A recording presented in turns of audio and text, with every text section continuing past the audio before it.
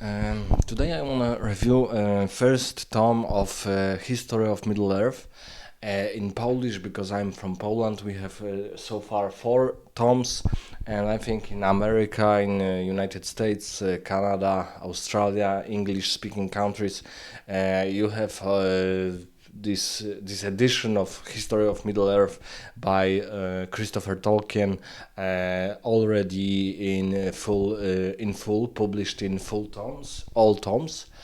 And first tome of History of Middle Earth is called Unfinished Tales or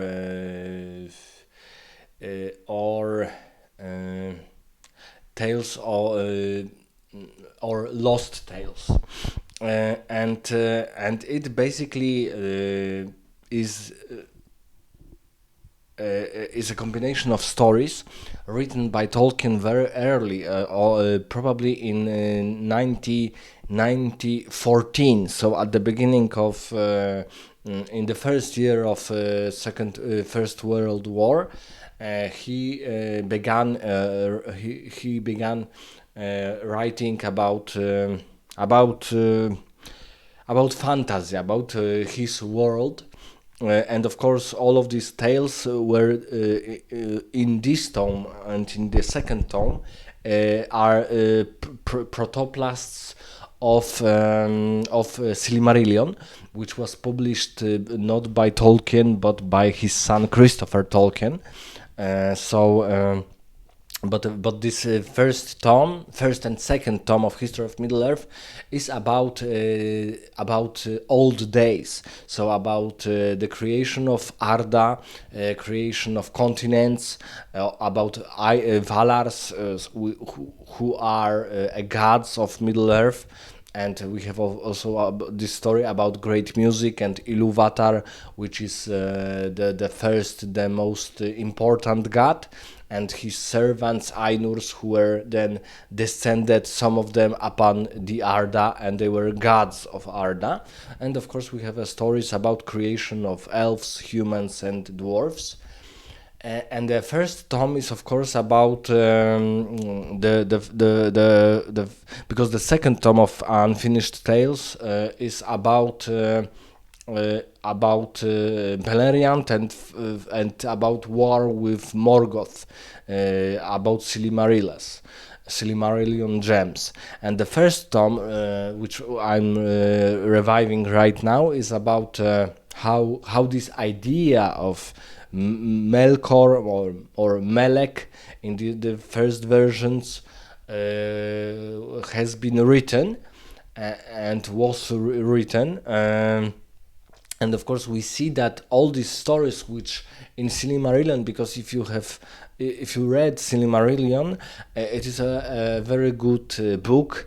Some laugh that it is like reading an Old Testament of the Bible, but I think it's a very good representation of Middle Earth in the old days. So when the elves were the main race of Valinor and of Middle Earth, because they were born in Middle Earth far to the east, and they were then traveled to Valinor, because the gods, so Valars, wanted elves to live with them. And of course, elves in a Tolkien story and almost in all representations are maybe not in later representations of other fantasy writers, but in Tolkien writing, elves are superior to humans in almost any way. So they are taller, they are more muscular, they are fitter. So they are like idealistic human beings, and they are almost immortal and very knowledgeable. But here in this in the beginnings of writing about Middle Earth, about inventing maps, inventing the idea of Ainurs, Maiars, Valars, Melkor, Sauron, they were called in Polish wróżki, so it's like sprites. So the conception of elves not always was about this full, very honorable, very proud race of human, tall, immortal, beautiful beings. They were also in first conceptions. They were sometimes portrayed as sprites, as little winged, short, skinny, almost like fairy tales ghosts with whimsical climate to attached to it. And then this conception changed. That elves were this very proud, very strong, very honorable, very knowledgeable race, to the point that gods of Arda decided that they elves will be living with Valars in Valinor, because in Arda we have two main continents, Middle Earth and Valinor, and Valinor is the continent where gods of Arda live. And of course, here we have this gigantic war with Melkor in Utumno, in his first fortress, because this was his first fortress. And then we have the defeating of Melkor. Then we have also seeing this scheme about because Melkor was freed after 300 years, and he hated elves probably even more than humans, because he couldn't control them, and he loved control and reign about children of Ilúvatar, but elves were too strong to be controlled. So we have also this conception of tribes of elves, and the three main groups of elves, so Teleri, Noldori, and Vainar. But for example, elves also in these first conceptions of Tolkien were called gnomes, and we know that gnomes are a completely different race from advanced Dungeons and Dragons systems. That gnomes are completely different. They look completely different than elves, but in these first conceptions, sometimes elves were called, especially Noldor elves were called gnomes. And I must tell you that reading about history of Middle Earth from the perspective of first books, I am jealous of Tolkien, because he was born in 1890, so at the end of 19th century, at the end of 19th century, in South Africa, in Blomor. In South Africa, which was the colony of Great Britain, and he wrote first. He has been reading first chapters or first paragraphs or first stories about Melek, elves, humans, Arda, Valas, when he was 24 years old in 1914, so 24, 23 maybe even, so a very young lad. He was in a student age, I suppose, and he had begun this great work, which is for us players or RPG players is very important, because the J.R.R. Tolkien is the inventor of another genre of writings, which is fantasy. This is completely different genre, and this fantasy theme was this fantasy narrative was not known before. Of course, there were legends, especially German legends, and then Anglo-Saxon legends, Scandinavian legends, but they were all only legends. And he created this very coherent world, and he started this completely new genre of books, fantasy books. And when we today watch, for example, Game of Thrones, Witcher, when we play Baldur's Gate 1, 2, 3, Dragon Age, none of this would be possible without Tolkien, because Tolkien invented races which we today play, like even gnomes. I think he invented gnomes, but especially elves, ants, humans, dwarfs, orcs, goblins, ogres, trolls. It was his idea, his invention in his Middle Earth world. So he's the creator of fantasy, and especially, of course, I'm jealous because he was very young to start such a task, to start such an enterprise, only 24 years old. And in this first tome, I also see that unfortunately every writer needs to has to improve his writings, because when I'm reading about these first ideas of Melkor, elves, or even creating of sun and moon, great war with Melkor in Utumno, they were not as well prepared, polished as they were in Silmarillion, because Silmarillion unfortunately was published after the death of Tolkien. Tolkien died probably, I think, in 1973, and in 1975 by his son Christopher was published Silmarillion. And of course, the history of Middle Earth was published also by in several tomes. So it is a rather long history of Middle Earth. Was published also by his son Christopher Tolkien. So we can see in this first tome of Unfinished Tales or Lost Tales that these ideas were not so well prepared and shown as they were in Silmarillion. So sometimes it's a little bit infantile about elves and about Melek, about some traveler who is traveling to Tol Eressa, and he's hearing from gnomes, which were then elves, and names for the elves, about the story of the world, about the elves, about the past.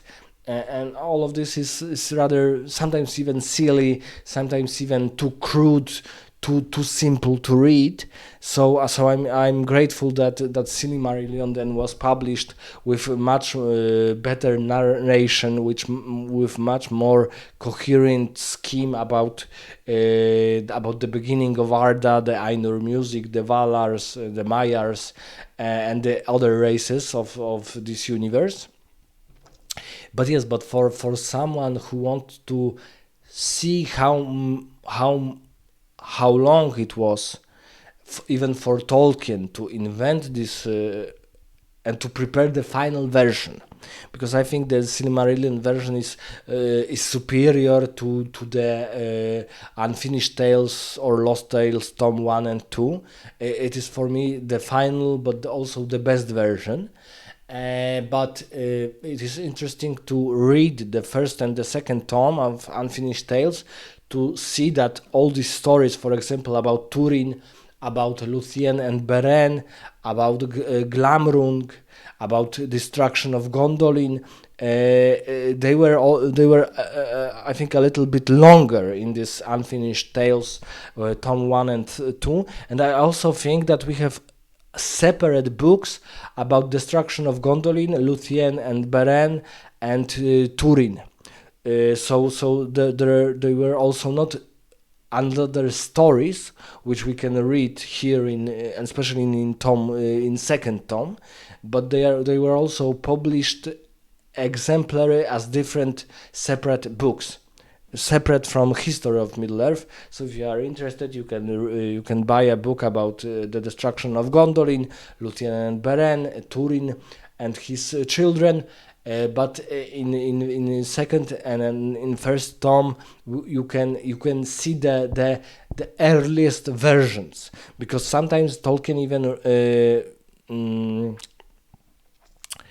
I lack an English word, interrupted reading and or stopped writing interrupted writing, and then and he came back after several years about some idea. So we have, for example, in Gondolin we have even three versions of the downfall of Gondolin, and also in other important stories, like for Luthien and Beren in the because it is in the second tome. But for example, the first story about Luthien and Beren is about Sauron, who is a cat named Tevillo.